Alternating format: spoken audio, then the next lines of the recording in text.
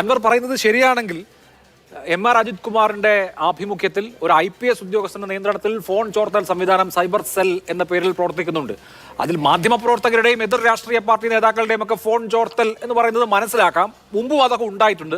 പക്ഷെ മന്ത്രിമാരുടെയും ഫോൺ ചോർത്തുന്നു എന്നാണ് CPM MLA പറയുന്നത്. CPM മന്ത്രിമാരടക്കമുള്ള മന്ത്രിമാരുടെ ഫോൺ ചോർത്തിക്കൊണ്ടിരിക്കുകയാണെന്ന് ഒരു CPM MLA പറയുമ്പോൾ നമ്മളൊരു സർവൈലൻസ് സ്റ്റേറ്റിലാണ് ജീവിക്കുന്നത്.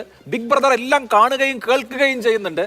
മന്ത്രിമാർക്ക് പോലും വ്യത്യസ്തമായ അഭിപ്രായം അവരുടെ ചിന്തകളിൽ പോലും ഉണ്ടാവാൻ പാടില്ല, ഉണ്ടോ ഇല്ലയോ എന്ന് അന്വേഷിക്കുന്നുണ്ടെന്ന് വേണമല്ലോ മനസ്സിലാക്കാൻ. അല്ല, അത് എന്നെ അത്ഭുതപ്പെടുത്തുന്ന പേരല്ല, എനിക്ക് നേരിട്ട് അറിയാവുന്ന കാര്യമാണ്. അത് അൻവർ പറഞ്ഞിട്ട് അറിയണ്ട. എനിക്ക് കേരളത്തിൽ ഇങ്ങനെ ഒരു സർവൈലൻസ് സിസ്റ്റം പ്രവർത്തിക്കുന്നുണ്ടെന്നും ടെലിവിഷൻ ചാനലുകൾ വരെ ആവർത്തിച്ച് വരുന്ന ആളുകളുടെ ഒക്കെ എക്യുപ്മെന്റ്സ് ചെക്ക് ചെയ്യപ്പെടുകയാണെന്നുള്ള കാര്യം എനിക്കറിയാം.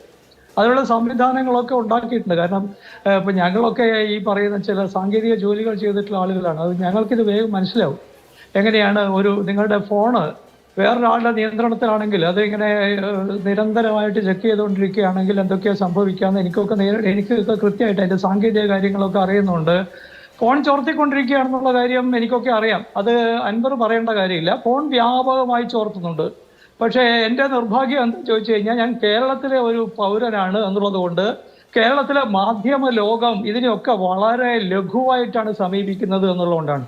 ഉത്തരേന്ത്യയിലൊക്കെ ഇത്തരം ആരോപണം വന്നപ്പോൾ ഓർമ്മയുണ്ടല്ലോ, പെഗാസസിന്റെ ഒക്കെ കാര്യം വന്നപ്പോൾ ഭൂകമ്പമായിരുന്നു. പക്ഷെ പെഗാസസിന്റെ പഴയ പതിപ്പുകൾ ഡൽഹിയിലെ കേന്ദ്ര ഗവൺമെന്റ് മാത്രമല്ല വാങ്ങിച്ചിട്ടുള്ളത്, വേറെ ചിലരും വാങ്ങിച്ചിട്ടുണ്ട് എന്നുള്ള വിവരം അന്നേ വന്നിട്ടുണ്ട്. അപ്പൊ അതുകൊണ്ട് ഇതിനൊന്നും പിന്തുടർന്നു പോകാൻ നിർഭാഗ്യവശാൽ കേരളത്തിലെ മാധ്യമ ലോകത്തിന് സാധിച്ചിട്ടില്ല. ഞാൻ അവരെ കുറ്റപ്പെടുത്തുകയല്ല, കാരണം നമ്മുടെ ഒരു വെള്ളരിക്ക റിപ്പബ്ലിക്കാണ്. പക്ഷെ ഇന്ന് മനസ്സിലാവുന്ന കാര്യങ്ങൾ എന്താ ചോദിച്ചു ഞാൻ, അൻവർ ഇന്നത്തെ ദിവസം വന്ന് പത്രസമ്മേളനം നടത്തുമ്പോൾ അതാണ് ഞാൻ പറഞ്ഞത്, നടക്കുന്നത് കൊട്ടാര വിപ്ലവമാണ്. കൊട്ടാരത്തിന്റെ ഒരു പിന്തുണയുണ്ട് എന്നാണ് ഞാൻ മനസ്സിലാക്കിയിട്ടുള്ളത്. അതിന്റെ വിശദാംശങ്ങളൊന്നും ഞാനിപ്പോൾ പറയാൻ ശ്രമിക്കുന്നില്ല.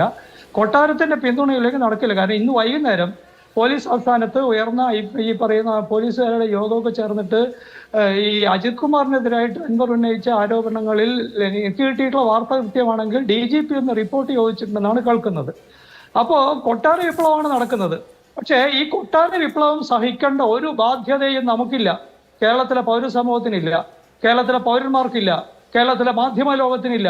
അതുപോലെ തന്നെ ഞെട്ടിക്കുന്ന കാര്യമാണ് അൻവർ പറഞ്ഞത്. ഞാൻ ഇനിയും ഫോൺ ചോർത്തുന്നു, അൻവർ ഫോൺ ചോർത്തുന്നുകൊണ്ട് അവകാശപ്പെട്ടിട്ടുണ്ട്. അൻവർ ഇനിയും ഫോൺ ചോർത്തെന്ന് പറയുന്നുണ്ട്. അത് മാത്രമല്ല, അൻവർ പുറത്തുവിട്ടിട്ടുള്ള റെക്കോർഡിംഗ് ഒക്കെ നോക്കിയാൽ ടോപ്പ് എൻഡ് എക്യുപ്മെന്റ്സ് ഉപയോഗിച്ച് ചോർത്തിയതാണെന്ന് സാങ്കേതിക കാര്യങ്ങൾ അറിഞ്ഞാലെന്നവർക്കറിയാം. ടോപ്പ് എൻഡ് എക്യുപ്മെന്റ്സ് ഉപയോഗിച്ചാണ് ചോർത്തുന്നത്. അങ്ങനെയാണെങ്കിൽ ഈ ബഗ്ഗിങ്, ഈ പറയുന്ന പണിയെടുക്കുന്നത്, ഞാൻ മുമ്പൊരിക്കൽ ഓർമ്മിപ്പിച്ച കാര്യമാണ്, ഇങ്ങനെയുള്ള ചെറിയ പണികളുടെ പുറത്താണ് ഒരു പ്രസിഡന്റിന്റെ പണി പോയത് അമേരിക്കയിൽ. നിക്സൺ വാട്ടർ ഗേറ്റ് സ്കാൻഡൽ ഞാനൊരു ദിവസം കുറച്ച് മാസം മുമ്പ് ഒരു ടെലിവിഷൻ ചാനൽ വിശദമായി വിശദീകരിച്ചതാണ്. ഞാനിപ്പോൾ അതിലേക്കൊന്നും പോകാൻ ശ്രമിക്കുന്നില്ല. ഒരു സർവാധിക, നമുക്കറിയാലോ അമേരിക്കൻ പ്രസിഡന്റ് എത്ര വലിയ ആളാണ്. അങ്ങനെ ഒരാൾക്ക് അയാളുടെ പണി പോയത് ഈ പറയുന്ന ചില പണികൾ ചെയ്തിട്ടാണ്. എങ്ങനെയാണ് അൻവറിന് ഇതൊക്കെ ചോർത്താൻ കഴിയുന്നത്? അൻവറിനെ ആരാ സഹായിക്കുന്നത്? അൻവറിന് അതിനെന്താണ് അവകാശം? ഈ കൊടിയ നിയമം, അതാണ് ഞാൻ പറഞ്ഞത്, അങ്ങനെ ചെയ്തിട്ടേ ഉള്ളൂ. ഈ പറയുന്ന പാർട്ടിയുടെ, തന്റെ എതിർ പാർട്ടിയുടെ ആസ്ഥാനം ബഗ് ചെയ്യാൻ ശ്രമിച്ചതിനാണ് അമേരിക്കൻ പ്രസിഡന്റ് രാജിവെക്കേണ്ടി വന്നത്. പക്ഷെ അത് അന്വേഷിച്ചു പോകാനും അവർക്ക് പിന്തുണ കൊടുക്കാനും പത്രപ്രവർത്തകരും അതിനുള്ള പത്ര മുതലാളിമാരും ഉണ്ടായിരുന്നു ആ നാട്ടില്. അതാണ് അമേരിക്കൻ ജനാധിപത്യത്തിന്റെ ഇക്കാലം എനിക്ക് അറിഞ്ഞുകൂടാ. അക്കാലത്തെ കുറിച്ച് ഗംഭീരമായ പഠനങ്ങൾ പിന്നീട് പുറത്തു വന്നിട്ടുണ്ട്. ഞെട്ടിക്കുന്ന ഒരു ജനാധിപത്യ ഒരു നാഗരികതയുടെ സാന്നിധ്യം അന്നത്തെ കാലത്ത് കാണാൻ കഴിയും. ഇപ്പൊ എനിക്ക് അറിഞ്ഞുകൂടാ. പക്ഷേ കേരളത്തിൽ അത് ഇല്ലാതെ പോയിരിക്കുന്നു. ആരാണ് ഈ അൻവർ? CPM-ന്റെ ആരോ ആയിരിക്കാം, MLA ആയിരിക്കാം. അയാൾക്ക് ഇതൊക്കെ ചെയ്യാൻ എന്താ അവകാശം? അയാൾ ഇപ്പൊ എന്റെയോ നിങ്ങളുടെയോ ഫോൺ, ഈ അഭിലാഷിന്റെ ഫോൺ ചോർത്തുന്നില്ല എന്ന് എങ്ങനെ പറയാൻ പറ്റും? അതിനാരാണ് സഹായിക്കുന്നത്?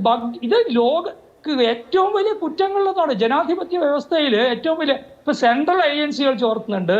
അതിന് പോലും നിയമാവലികളും കൃത്യമായിട്ട് എപ്പോ ആരുടെ ഫോൺ എങ്ങനെ ചോർത്തണം അതിന്റെ പുറത്താണല്ലോ കുറച്ച് കൊല്ലം മുമ്പ് ഈ ഉത്തരേന്ത്യയിൽ വലിയ വലിയ വലിയ എതിർപ്പുകളും പ്രശ്നങ്ങളൊക്കെ ഉണ്ടായത്. അപ്പൊ ഈ കേരളത്തിലെ ആളുകളുടെ ഫോൺ ചോർത്തുന്നു എന്ന് ഇങ്ങനെ പത്രസമ്മേളനത്തിൽ പറയാണ്.